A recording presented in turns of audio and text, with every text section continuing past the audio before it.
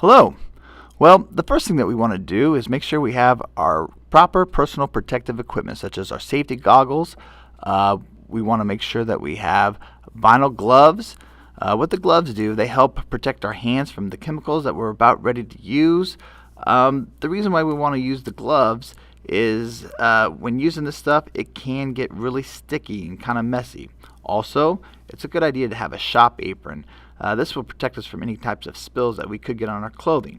Now, let's go ahead and let's open the polyurethane container.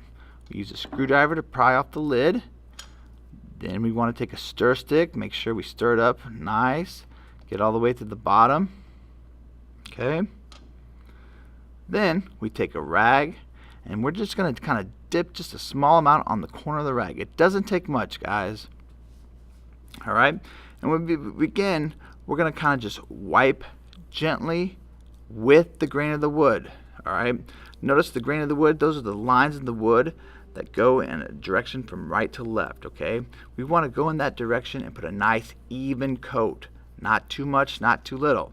Alright, flip it over on its side and again put a nice even coat on. Alright, just to kind of cover.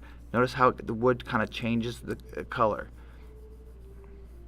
Get all three sides of our project, flip it over to the back side.